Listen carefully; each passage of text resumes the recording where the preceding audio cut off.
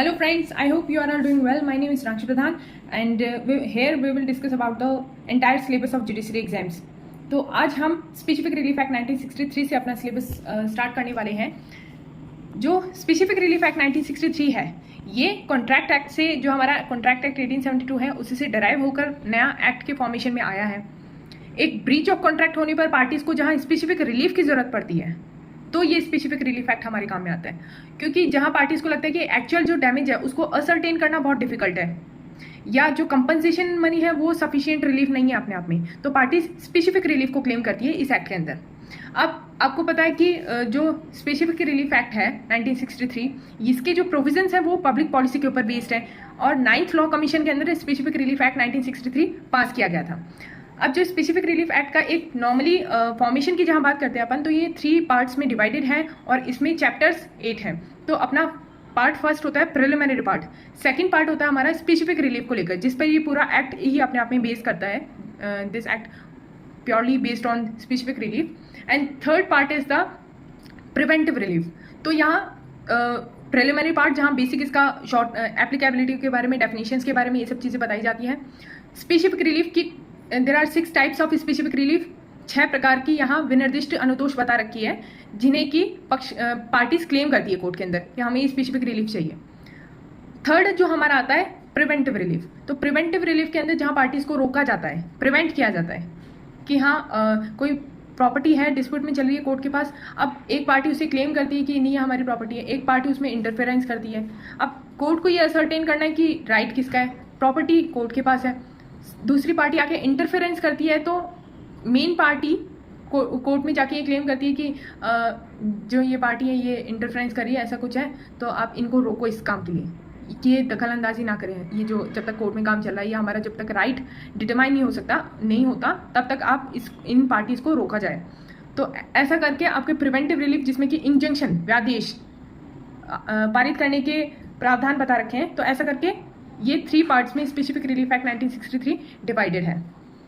अब हम जहाँ बात करते हैं इसकी रिलीफ की, स्पेसिफिक रिलीफ की कि कौन कौन सी रिलीफ होगी जो कि हम इस एक्ट के अंदर क्लेम करते हैं, तो इसमें है प्रॉपर्टी की, आइदर इट इज मूवेबल और इमूवेबल। तो प्रॉपर्टी को लेकर जब रिकवरी के अपन स्पेसिफिक रिलीफ मांगते हैं तो ये हमारा फर्स्ट रिलीफ इसके अंदर बता रखा है। सेकंड इसमें स्पेसिफिक परफॉर्मेंस को लेकर कि पार्टीज को जहां स्पेसिफिक परफॉर्मेंस के लिए बाउंड किया जाता है, उन्हें बाध्य किया जाता है कि उन्हें विनिर्दिष्ट पालन करना ही होगा।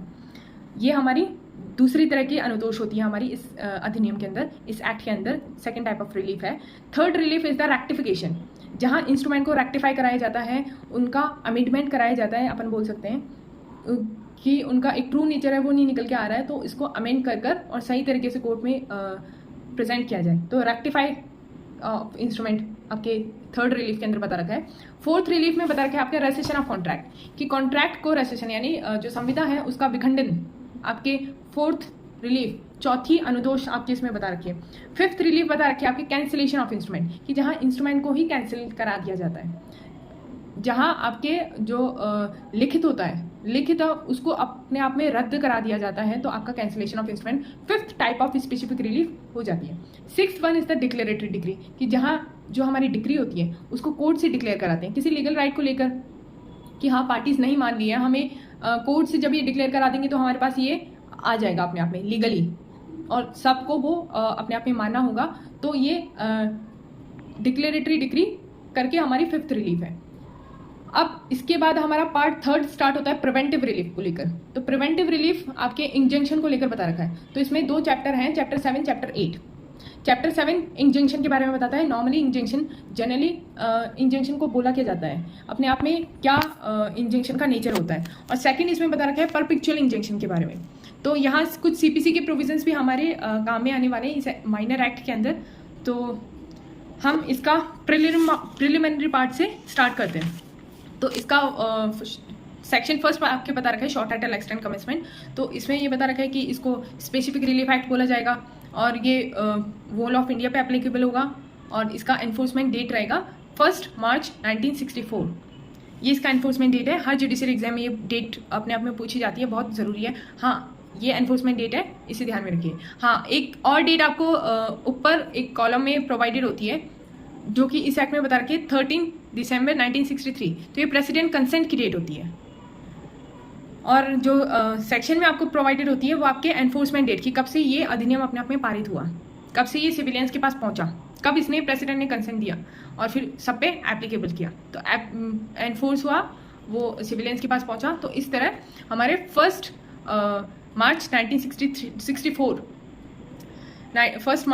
1964 इसकी एनफोर्समेंट डेट है। तो ऐसा करके आपका सेक्शन 1 कंप्लीट हो जाता है। सेक्शन 2 में डेफिनेशन पार्ट बता रखा है। तो डेफिनेशन पार्ट के अंदर आप ज़्यादा मोस्ट जो डेफिनेशन है वो obligation, settlement, trust and trustee, ABCD, in 4 definition को आप एकदम फोकस में रखें कि ये अपने आप में है क्या, चारों डेफिनेशन क्या कहना चाहिए, क्योंकि इन 4 डेफिनेशंस के ऊपर ये जो डेफिनेशन पार्ट होता है ये हमारे पूरे एक्ट के अंदर काम में आता है।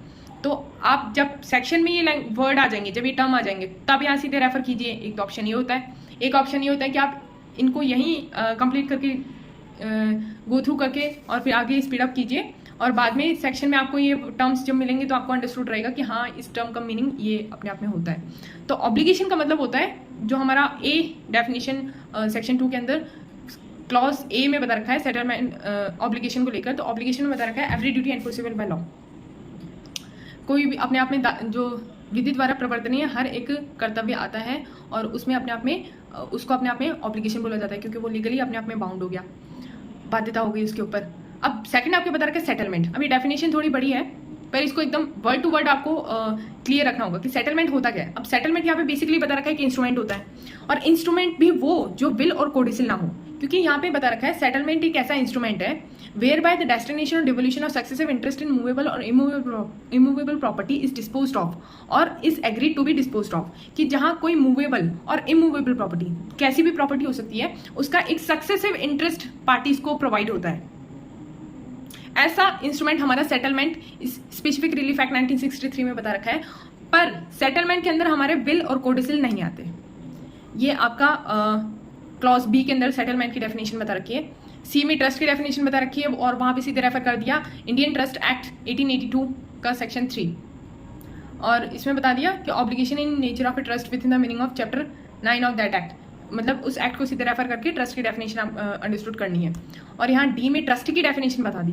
Trustee includes every person holding property in trust, कि जहाँ न्यास के रूप में एक पक्षकार के पास वो दायित्व रहेगा, वो अपने आप में एक हक रहेगा, अधिकार रहेगा न्यासी के रूप में, तो न्यासी के रूप में तो उसे ही न्यासी, उसी पक्षकार को ही न्यासी कहा जाएगा। तो ये हमारे 4 डेफिनेशन बता रखी है इसमें, ये आप बिल्कुल ध्यान में रखिएगा डेफिनेशन पार्ट। फिर आपका ये 3rd सेविंग क्लॉज के बारे में बता रखा है। अब सेविंग क्लॉज हर एक्ट में प्रोवाइडेड होता है, और सेविंग क्लॉज बताता है कि इस एक्ट का इफेक्ट किसी और एक्ट पे नहीं पड़ेगा।